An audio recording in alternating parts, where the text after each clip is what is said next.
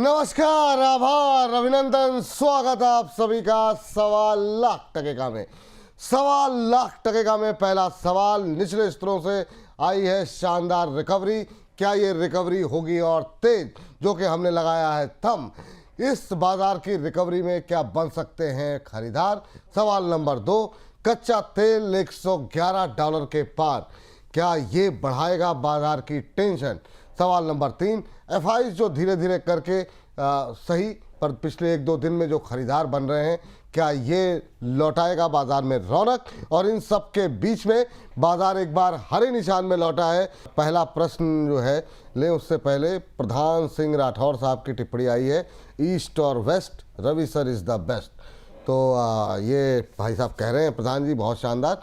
और लक्ष्मीपति जी के सवाल के साथ शुरू करना चाहेंगे। कह रहे good afternoon sir, at what level two by ACME solar, Apollo micro and Paras defence. 3 counter इन्होंने आइडेंटिफाई किए हैं, तीनों इसलिए डिस्कस कर रहे हैं, ये तीनों ही लगातार चर्चाओं में हमारे मंच पर डिस्कस भी हुए हैं, आपके साथ भी डिस्कस हुए हैं।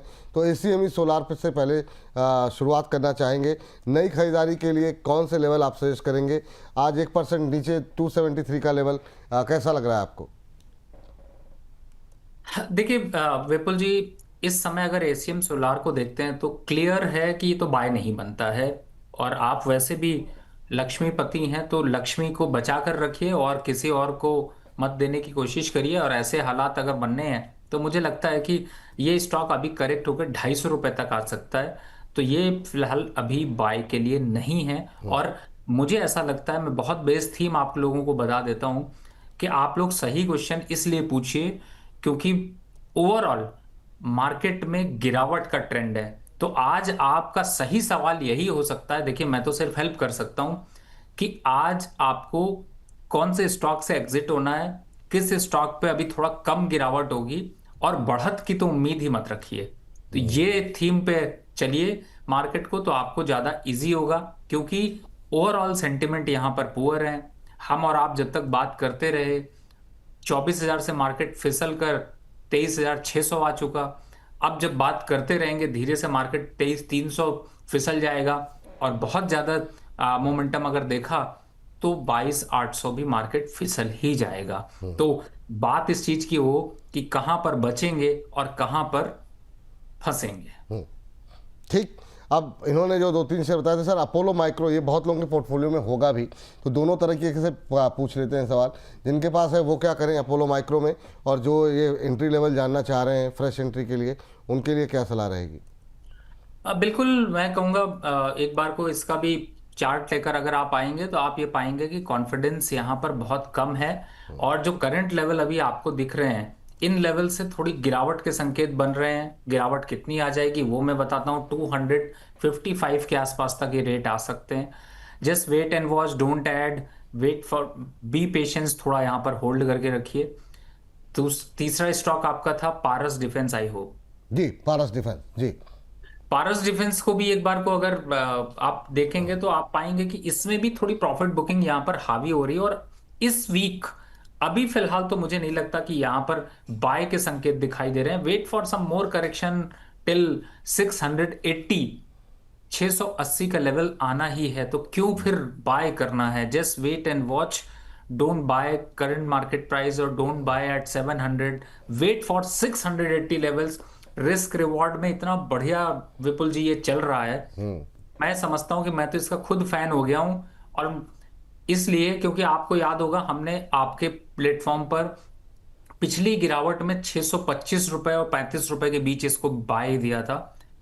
प्रॉफिट बुकिंग जो हम लोगों ने करी थी वो 850 पर करी थी। गया उससे ऊपर था लेकिन हम इतना हाई और लो नहीं देख सकते। लेकिन बट 850 पे खाली किया है, आराम से बैठे हुए, कौन बात की जल्दी है, गिरने दीजिए। 680 आएगा तो सोचेंगे चलने की, 650 आ गया तो चढ़ जाएंगे, 625 आ गया तो भर लेंगे और वापस से इंतजार करेंगे 780 के आसपास का। लेकिन तब तक के लिए patience, no trade zone, just avoid. Long term trader कुछ आप अभी नहीं करिए, होल्ड। होट, चलिए ये बात यहाँ पर निकल के आई है। ये जो प्रधान सिंह राठौर साहब थे, इन्होंने आगे आपके लिए सवाल भी भेजा है। कह रहे हैं मेरा सवाल ले लीजिए, टाटा गोल्ड ETF किस प्राइस पे लेना रहेगा। सर ये काफ़ी लोगों के सवाल हैं सर, ये टाटा गोल्ड SBI, इन सब के जो ETFs हैं सिल्वर के, गोल्ड के, टाटा का ही एक उदाहरण के साथ, ताकि एक जो है एक जनरल व्यू पता लग जाए, कोई भी ETF किसी के पास हो या लेना चाह रहा हो, क्या व्यू रहेगा। एक तो गोल्ड ETF को लेकर के, दूसरा सिल्वर ETF को लेकर के। 15-23 के आसपास टाटा गोल्ड का भी जो है गोल्ड ETF चल रहा है। आपका व्यू क्या रहेगा, क्या करना चाहिए जो लोग खरीदना चाह रहे हैं और जिनके पास है वो अभी क्या व्यू ले रहे हैं आप सिल्वर और गोल्ड पे?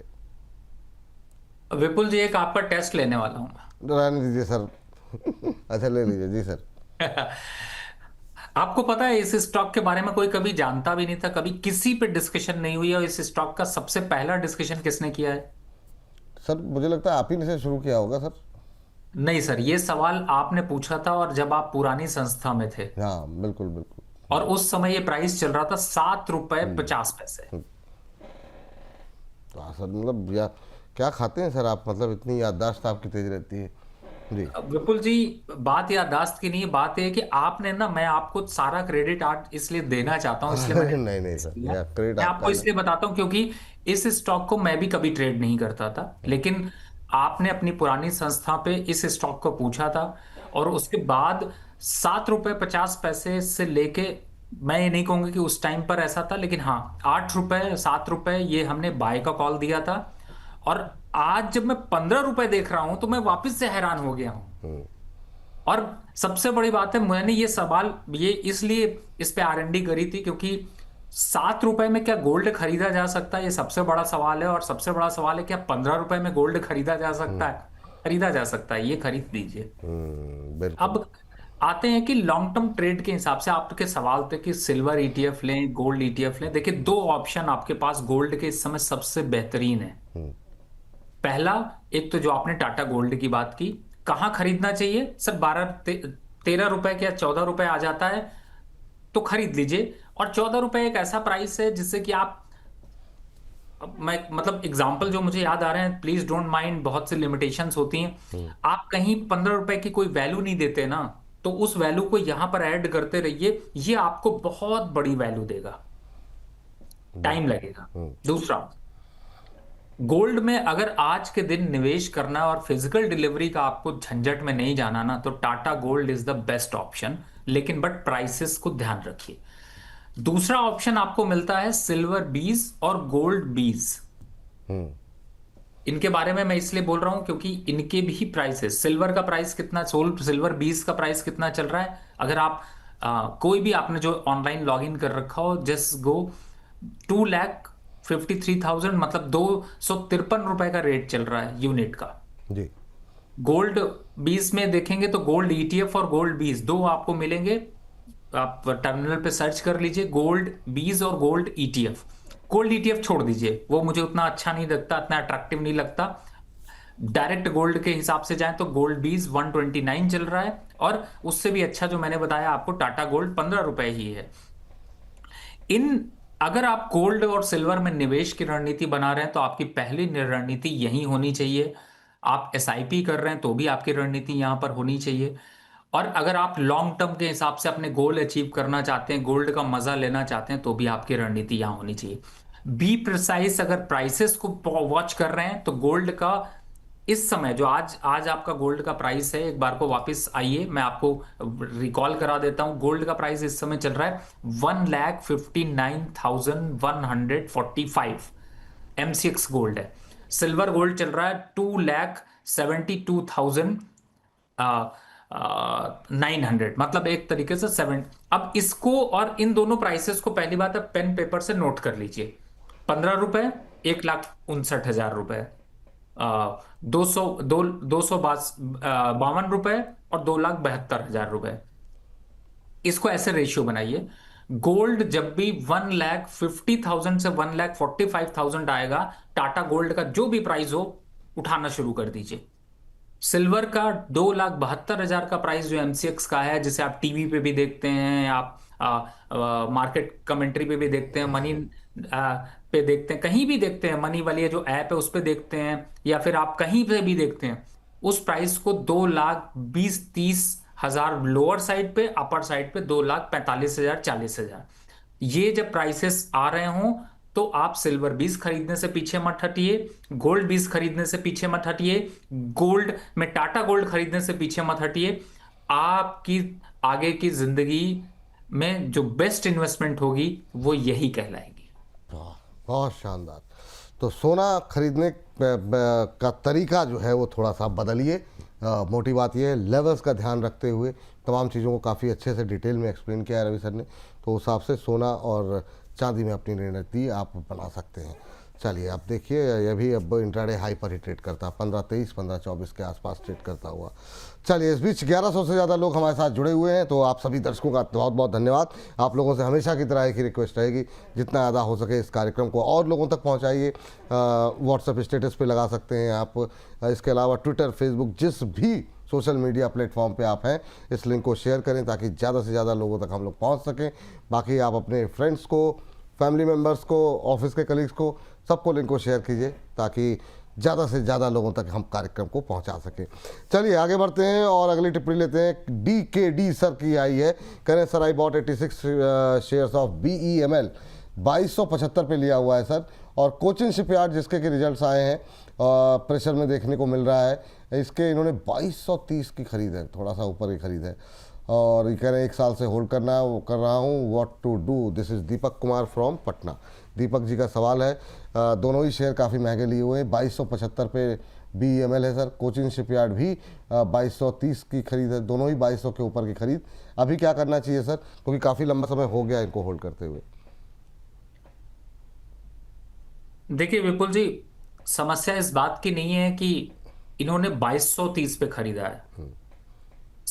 आपकी समस्या इस बात से ये नहीं है कि आपका स्टॉक प्राइस यहां पर गिर गया है।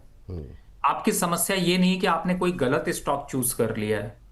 आपकी समस्या ये नहीं है कि आप स्टॉक मार्केट पे सिर्फ लॉस करने के लिए आए हैं। आपकी समस्या इन सब को मिलाकर सिर्फ ये है कि आप सही स्ट्रैटेजी फॉलो नहीं कर रहे हैं, और या फिर आप फॉलो करने के बाद आंख बंद कर लेते हैं, तो फिर पूछने का सवाल कोई मतलब नहीं है। मत पूछिए। वापस जिस तरह से लॉस काट रहे हो काट लीजिए, घर जाइए, शांति से सो जाइए। अदरवाइज अगर आप प्रोग्राम फॉलो कर रहे होते, आप स्टॉक मार्केट पे हैं, तो मैं मान ही नहीं सकता कि किसी ने आपको 1400 या 1300 पे बाय की रिकमेंडेशन नहीं दी हो। मैंने खुद दी है। और उन मैंने हमेशा एक चीज कही है जिसे आप लोगों से रिक्वेस्ट हाथ जोड़कर करूंगा, मानिए। नहीं मानते हैं मत मानिए, लेकिन अगर आपने 10 स्टॉक खरीदे तो एक स्टॉक मेरे कहने से भी खरीद के देखिए, शायद वो लॉलीपॉप अच्छा लगे और वो आपको चमक बढ़ा दे। क्यों मैं ऐसा कह रहा हूं, क्योंकि देखिए BEML पे आपने 2200 पे खरीदा, अच्छी बात है, कोई बात नहीं, नुकसान आ रहा है, कोई बात नहीं। बॉटम आउट स्टॉक हुआ, 1400 रुपए आया, खरीद लीजिए एक और। दोनों का एवरेज निकालेंगे तो शायद आपको एवरेज प्राइस जो है वो 1700 के आसपास आता हुआ नजर आएगा। अब 1700 अगर देखूं तो आज तो वही प्राइस चल रहा है, तो लॉस कहां आया? इसका मतलब है कि आपकी स्ट्रैटेजी में लॉस है, आपकी सोच में लॉस है, आपकी रणनीति में लॉस है। तो मार्केट इसी तरीके से परेशान करता है।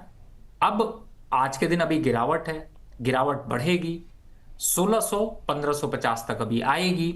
उन लेवल्स का इंतजार करिए, लेकिन दोबारा ऐसी गलती मत करिए, और इसके लिए बोनस से बोनस जरूर लीजिए। तो मुझे लगता है यहां पर थोड़ा सा स्ट्रैटेजिकली आप चलिए तो ज्यादा फायदेमंद है। चलिए ठीक है ये बात। और ये BEML और कोचिन दोनों के लिए है सर? देखिए BEML के ही मैंने लेवल्स की बात करी है, लेकिन ये चीज कोचिन के लिए भी है। कोचिन में यूजुअस वेट 1500 चल रहा है, wait for 1350 levels, right time right. वो एक बड़ा पिक्चर में डायलॉग होता था, मुझे अभी विपुल जी नहीं याद आ रहा, आप तो बहुत याद रखते हैं। सही टाइम पर लिया गया पहला कदम जो है वो आपको मंजिल पर जरूर पहुंचाता है। वाह। तो यहाँ पर भी बहुत ज्यादा जरूरी है कि आप सही कदम यानी सही एंट्री ढूंढें। एंट्री तो हर समय मिल रही है, आज खरीद लो कोचिन शिपयार्ड, कल खरीद लेना, परसों खरीद लेना, आगे खरीद लेना, पीछे खरीद लेना, ऊपर खरीद लेना, नीचे खरीद लेना, ये चलता रहेगा।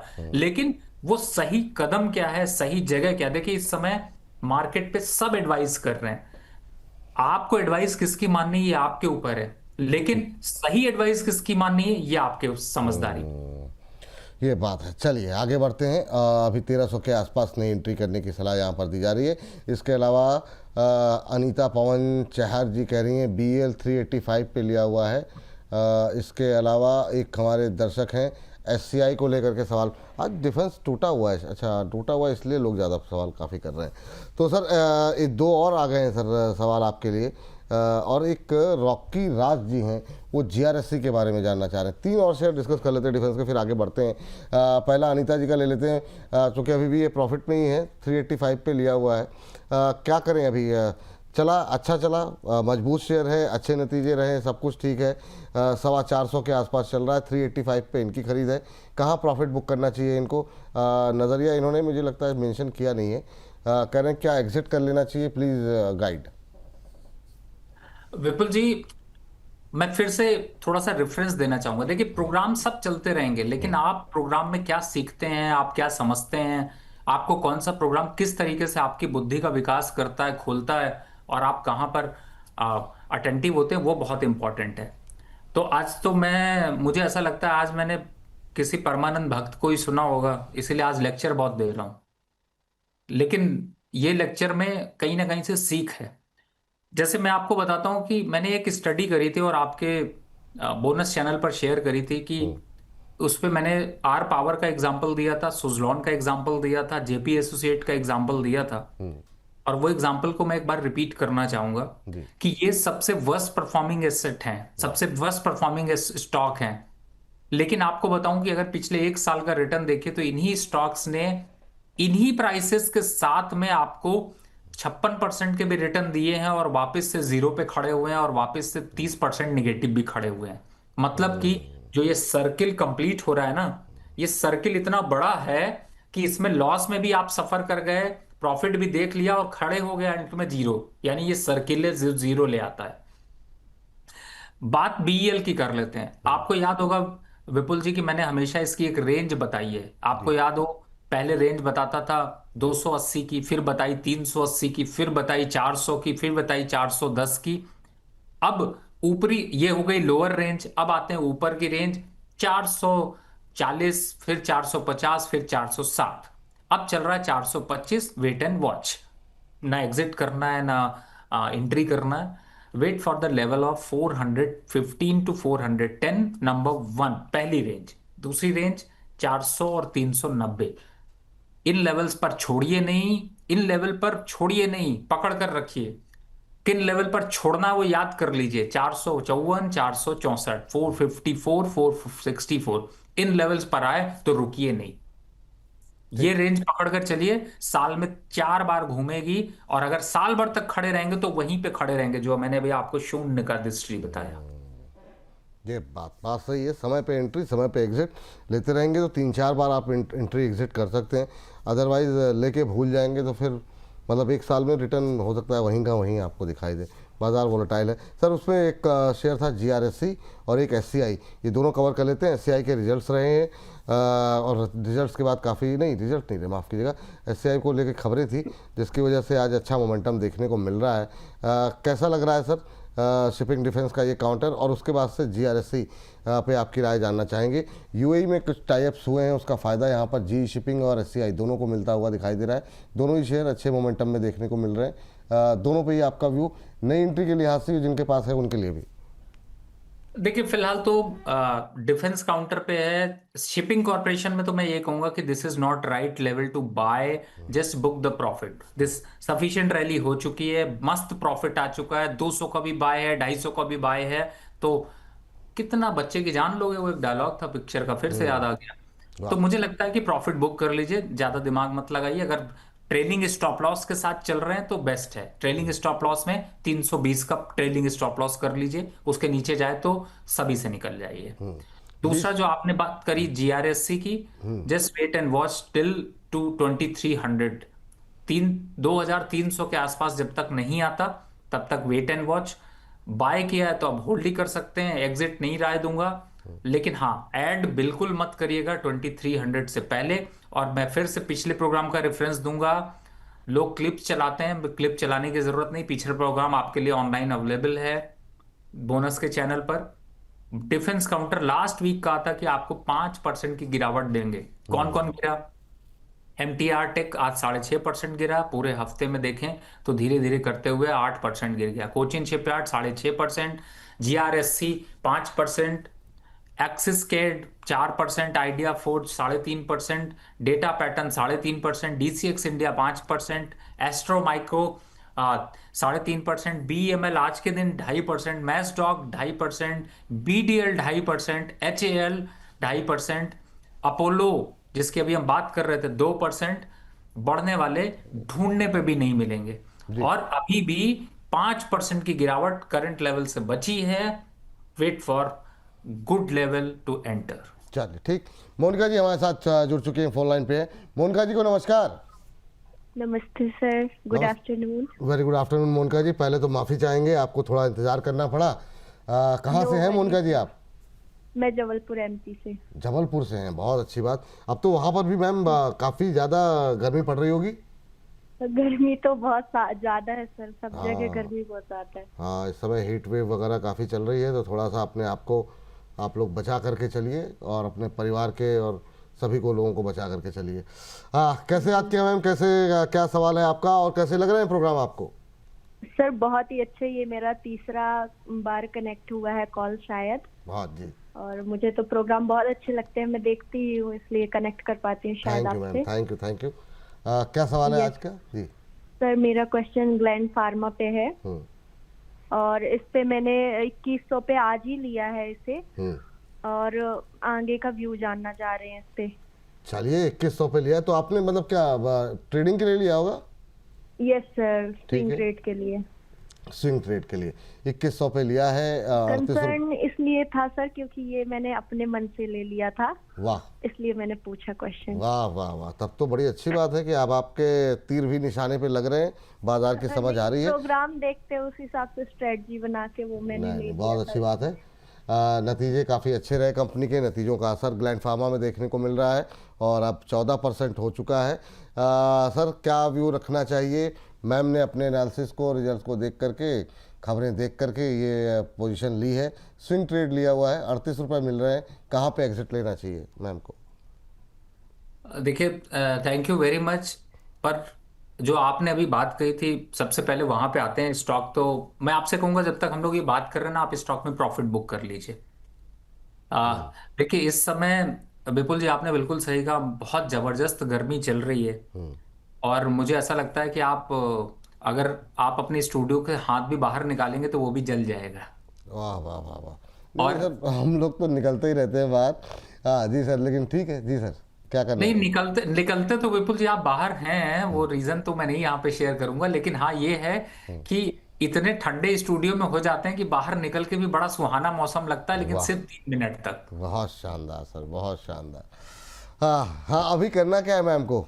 मतलब हाँ, प्रॉफिट बुक कर लेकिन ले? मैं दूसरे पॉइंट पे आने वाला था कि जी आ, मोनिका पांडे जी, जी मैम, सच बताऊं तो आपकी जो आवाज है वो बहुत ही स्वीट है, बहुत ही प्यारी है।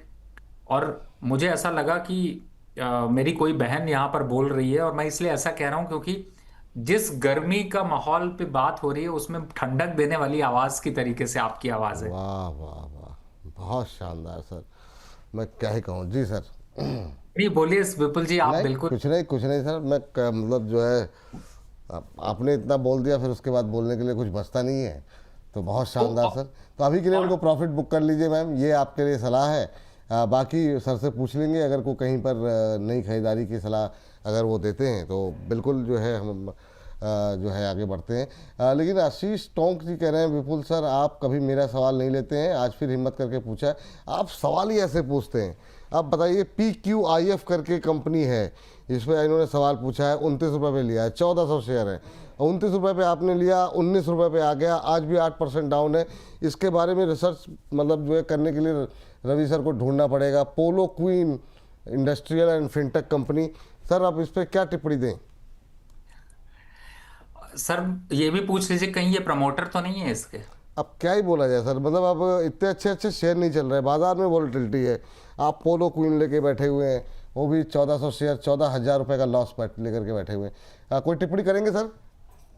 सर टिप्पणी बिल्कुल, मैंने बताया तो कहीं प्रमोटर तो नहीं है, इसलिए पूछ रहा हूँ क्योंकि एक साल में 72% एक नुकसान एक 6 महीने में 50% का नुकसान, 3 महीने में 23% का नुकसान, एक वीक में 15% का नुकसान, नुकसान नुकसान नुकसान नुकसान नुकसान।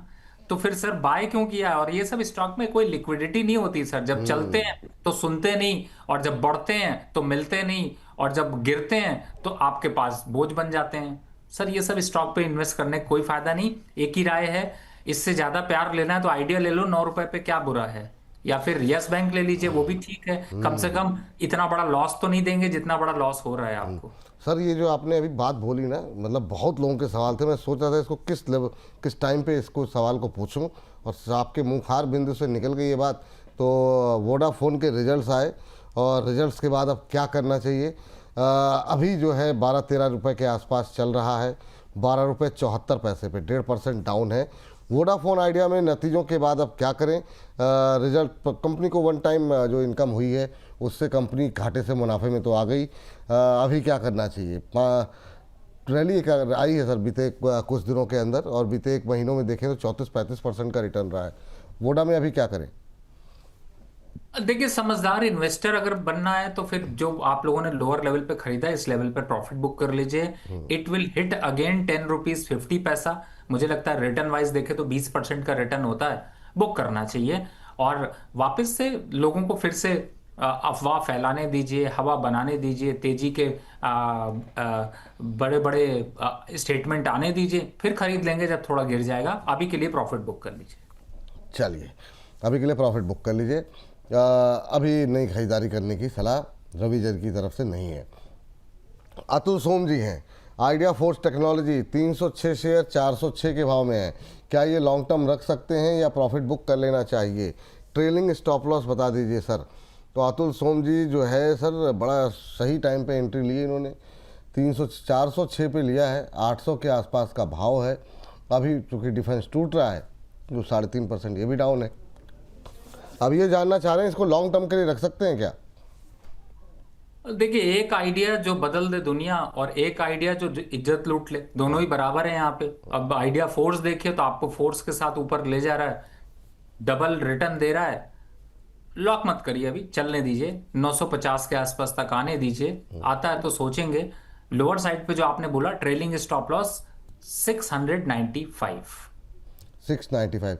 अच्छा, ये जो आइडिया फोर्स में नई एंट्री की कोई सलाह है क्या सर, या नीचे आने का तो वेट है, करें? लेकिन 720 से पहले नहीं बनती। 720 विथ स्टॉप लॉस ऑफ 695।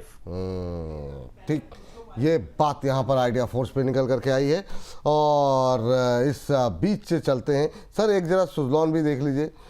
यहाँ पर भी काफ़ी क्वेरीज बनी हुई हैं, और ये हमारे टाइटल का भी शेयर है। 53 रुपये के आसपास एक रेंज में दायरे में घूम रहा है, 1-1.5% नीचे है। हर लेवल पे लोगों की एंट्री है यहाँ पर, लोअर भी है, हायर भी है। अभी एक रैली के बाद 2-3 हफ्तों से कंसोलिडेशन मोड में। कैसा लग रहा है 53 पे सर? बस थोड़े दिन और सूंघ लीजिए, थोड़े दिन और सो लीजिए, उसके बाद चलने की तैयारी करेंगे। लेकिन तब तक 48 के आसपास के लेवल आपको देखने को मिल सकते हैं। लेकिन घबराने वाली ऐसी कोई बात नहीं है। Just wait, hold, add more when it trading around 48 और 49। ये बात यहाँ पर सुजलॉन पे निकल के आई है। इस बीच एक और कंपनी जिस पे काफ़ी लंबे समय बाद आपसे NHPC पे काफ़ी टाइम हो गया बात किए हुए, हालांकि अब क्या ही बात की जाए, ना हिल रहा है ना डुल रहा है, रिजल्ट्स आए तब भी सुस्ती है। 76 रुपये 65 पैसे के आसपास का भाव। दर्शकों की कुछ एक टिप्पणियाँ हैं, क्या करना चाहिए। मतलब सोचिए, साल भर से सर ये हिला ही नहीं, चलता है, चाहे 1-2 रुपये 3 रुपये लगा के ब्रेकआउट आएगा, फिर वापस लौट जाता है, फिर वापस चलता है। तो इसकी रेंज खत्म नहीं हो रही, जितना थकाया है। अभी क्या करें NHPC में? देखिए, फिलहाल तो ये सही बिल्कुल आपने कहा कि अगर किसी ने थकाया है, किसी ने परेशान किया है, किसी ने कोई उम्मीद नहीं जगाई है, तो वो यही स्टॉक है। अभी फिलहाल 72 तक लोअर साइड पर यही चलता रहेगा। बहुत कुछ इसमें उड़ने बढ़ने की संभावना नहीं है। 80-82 के आसपास के लेवल्स आ सकते हैं। तो ये अभी और थोड़े दिन थकता हुआ चलेगा। अभी और थकाएगा। लेकिन इस बीच ममराज जी हमारे साथ फोन लाइन पर जुड़ चुके हैं, और हैदराबाद से हैं। ममराज जी नमस्कार। नमस्कार नमस्कार। दोनों शेयर मार्केट के किंग डॉक्टर हैं साहब, आप दोनों। अरे सर हम कहाँ सर, आप लोग हैं मतलब कैसे हैं ममराज जी? नमस्कार नमस्कार, जय माता दी। रवि साहब को बोलिएगा जय माता दी बोल रहे हैं। अरे रवि सर सुन रहे हैं, जय माता दी सर। और रवि सर ने बिल्कुल हाथ जोड़ करके आपका आभार जो है दे दिया है। बताइए ममराज सर, कैसे लग रहे हैं प्रोग्राम? और आपकी टिप्पणियां पढ़ते रहते हैं, लगातार आती रहती हैं। क्या सवाल है आज आपका? मैं कभी कभी थोड़ा नमक छिड़क देता हूँ, मगर दिल पे मत लीजिएगा। हाँ, नहीं नहीं नहीं सर, हाँ सर नमक छिड़कते रहिए, मिर्ची लगाते रहिए, हम अपना काम करते रहे। कोई समस्या नहीं है सर। नहीं नहीं नहीं, कोई बात नहीं सर। ये सर एक आईओबी लिया हुआ है 3 साल से सर, वहीं पर पड़ा है ना, तो ज्यादा वो हो रहा है ना ऊपर जा रहा है, क्या होगा इसका? हाँ कुछ शेयर हैं, मतलब ये बात सही है कि जो मतलब नहीं चले भाई। अब एनएचबी, अभी आप बोल रहे थे एनएचबी में तो साहब का कॉल है, रवि साहब का, मगर रवि साहब का दोस्त नहीं है, मुझे सब मार्केट का दोस्त है। नहीं बात सही है, बिल्कुल हाँ। सही। हाँ हाँ, वो किसी का इंसान को दोष देना गलत है, मार्केट ऐसी है तो क्या कर सकते हैं। सर आप यहाँ आइए, मैं आपका मतलब पहले चरण स्पर्श करूंगा। ऐसे ही सारे दर्शक हो जाएं तो मतलब कितनी अच्छी बात है, लोग इस बात को समझ जाएं। वाह, बहुत शानदार ममराज साहब। लेकिन रवि सर क्या टिप्पणी रहेगी? थोड़ा काफ़ी लंबे समय से हैं, चल नहीं रहा है, आईओबी उसको लेके परेशान है, आपकी टिप्पणी क्या रहेगी? देखिए 33 रुपीज के पास चल रहा है। बिल्कुल आपने सही कहा कि चलने का नाम नहीं ले रहा है और कहीं ना कहीं से कुछ जरूरत से ज्यादा ही स्लो चल रहा है। वैसे स्टॉक में देखा जाए तो ऐसा कुछ बुरा नहीं है, कोई ऐसा पुअर नहीं है, लेकिन अगर आप थक रहे हो तो फिर मैं इसके लिए कोई आपको दूसरा स्टॉक बताऊं, नहीं तो मैं ये कहूंगा कि अभी थोड़े दिन और चलने दीजिए। और अगर दूसरे स्टॉक की तरफ अगर जाते हैं, क्योंकि मैं कोशिश करता हूं कि दूसरा भी स्टॉक वही बताऊं जो आपको थोड़ा ज्यादा मोमेंटम दिखा सके। तो अभी आईओबी की जगह पे अगर आप चेंज करना चाहते हैं तो मुझे लगता है कि शायद साउथ इंडियन बैंक या आईडीएफसी फर्स्ट बैंक ले लीजिए, जिसमें कि अभी थोड़े बुरे न्यूज आए थे, उसके बाद ये एक अच्छे लेवल पर कंसोलिडेट कर रहा है, डबल है।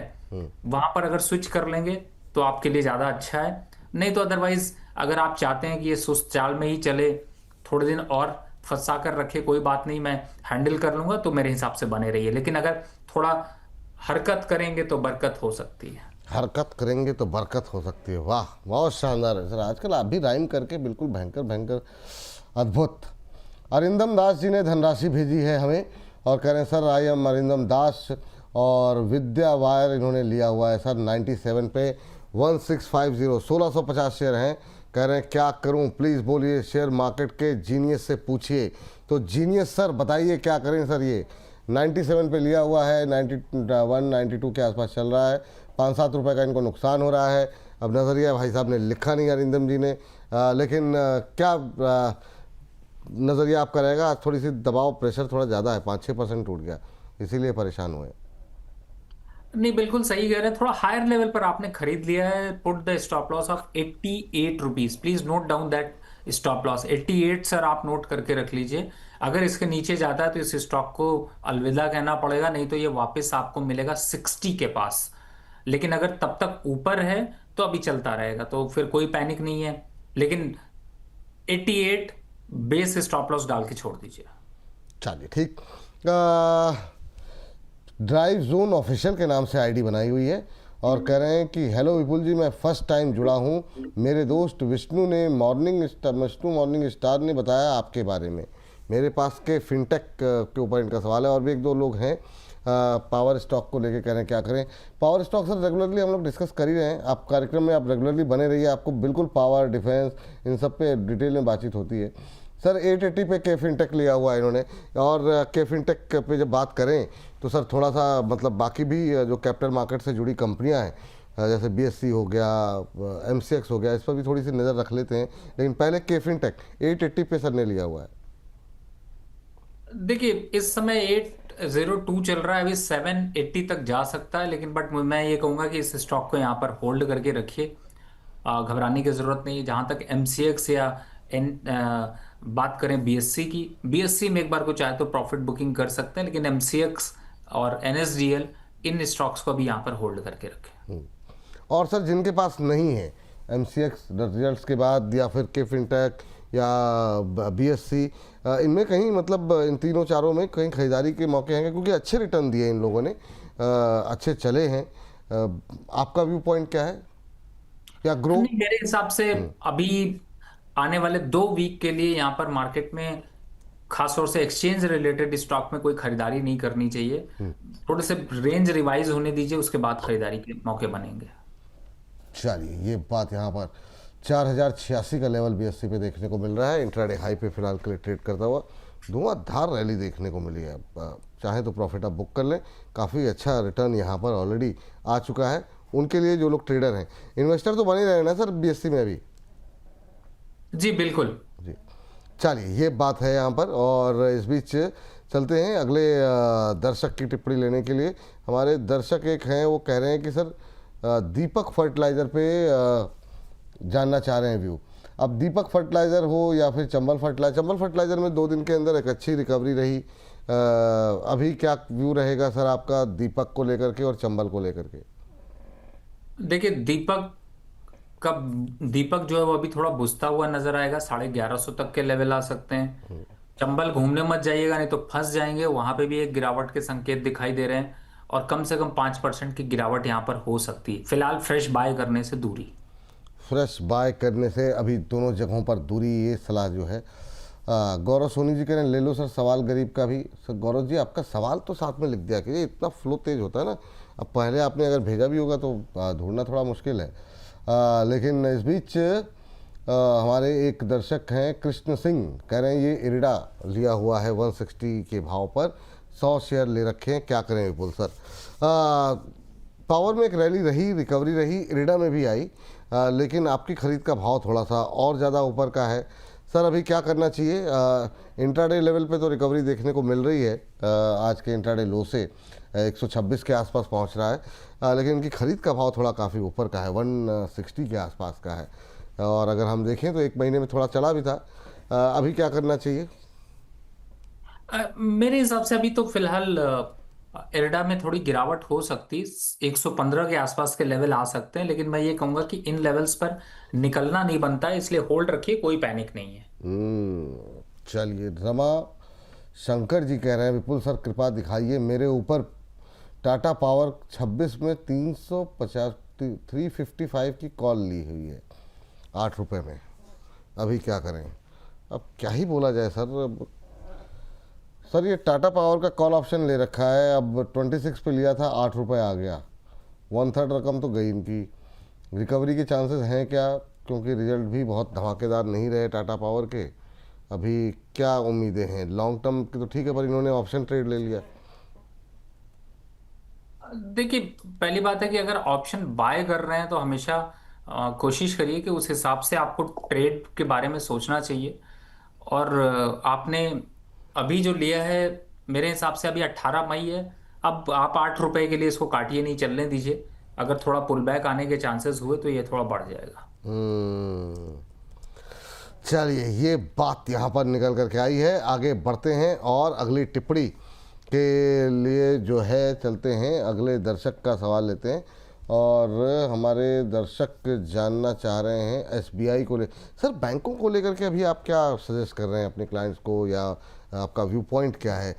एक व्यू जो आ रहा है कि बैंकों से दूर रहें, इनका सवाल तो SBI पर है, लेकिन अभी बैंक पे क्या दूरी बना लें? जिनको लॉस हो रहा है क्या नुकसान पे बेच दें? क्या व्यू है सर? देखिए विपुल जी, आप बिल्कुल सही कह रहे हैं। इस समय 941 के करीब SBI चल रहा है और इन लेवल्स पर बैंकिंग काउंटर पे कोई कॉन्फिडेंस आ नहीं रहा। इनफैक्ट मुझे ऐसा लगता है कि बैंकिंग काउंटर यहां से 12-15% से ऊपर के करेक्शन दिख सकते हैं अक्रॉस द बैंकिंग काउंटर। छोटे मंझौले बैंक तो यहां पे 10-10% से ज्यादा गिर सकते हैं। तो फिलहाल अगर आप लॉन्ग टर्म स्ट्रैटेजी वाले हैं तो पोजीशन को आप ये होल्ड करके रखिए। अदरवाइज वैल्यू बाइंग ढूंढ रहे हैं तो just wait and watch for some more days. I think 2-3 week से ज्यादा अभी समय लगेगा। और बैंकिंग कहीं ना कहीं से नो ट्रेड जोन की तरफ जाता हुआ नजर आ रहा है। एक एग्जांपल से अगर समझें कि स्टेट बैंक की कितना गिर सकता है, तो वापस मुझे 780 के लेवल दिखाई देते हैं। वैल्यू बाइंग तो कहीं से नजर नहीं आ रही, लेकिन पॉकेट बचाने की एक्सरसाइज जरूर करने की जरूरत है। ठीक सर, एक सर गौरव सोनी जी ने अपना सवाल अब दोबारा भेजा है। सारे तो नहीं डिस्कस कर पाएंगे सर, लेकिन जैसे कि 3 शेयर डिस्कस कर लेते हैं। बड़े दिग्गज हैं, SBI, HDFC और रिलायंस में फ्रेश एंट्री जानना चाह रहे हैं। SBI पे अभी हम लोगों ने बातचीत की आपसे। HDFC और रिलायंस, ये सर क्या करना चाहिए? फ्रेश एंट्री या पोर्टफोलियो में जगह देनी भी चाहिए कि नहीं, क्योंकि इनकी अब एंट्री अभी तक हुई नहीं है। और वो लोग जो लोग इन शेयरों में बने हुए हैं, रिलायंस हो या HDFC हो या SBI, 3 सवाल इन्होंने पूछे हुए हैं, तो क्या उनके लिए क्या सलाह रहेगी? देखिए, मैं लेवल्स बता सकता हूं, बाकी चॉइस आपको करनी है। पहला, जैसे आपने SDFC का ही लेवल बताया है, दिखाया है, तो मैं 772 है मेरा जो लेवल एंट्री का है, वो है 750 का। वैल्यू बाइंग वहां पर नजर आ रही है। SBI में मैंने अभी बताया कि आपको 790 800 के आसपास के लेवल आते हैं, तो वहां पर एंट्री बनती है। दूसरी तरफ जहां तक रिलायंस की बात करें, तो मुझे उसमें भी थोड़ी गिरावट के संकेत ज्यादा दिखते हैं, और 1250 के आसपास के लेवल दिख सकते हैं। इन लेवल्स को अगर ध्यान में रखें तो आपको एंट्री और एग्जिट करने में आसानी होगी, और राइट लेवल मिल पाएंगे, वैल्यू बाइंग आप कर पाएंगे, बड़े अच्छे रिटर्न्स यहाँ से बनने की संभावना बनेगी। लेकिन अगर आप इनका ध्यान नहीं रखते हैं तो आप कहीं ना कहीं से मार्केट में ट्रैप हो सकते हैं। ठीक, ये बात आपके लिए निकल के आई है। अगला प्रश्न ले लेते हैं कोल इंडिया को लेकर के। इसाक डैनियल कैप्चर क्रिएचर के नाम से आईडी बनाई है। गुरुदेव, बड़ी मेहनत करते हैं आप लोग आईडी बनाने में।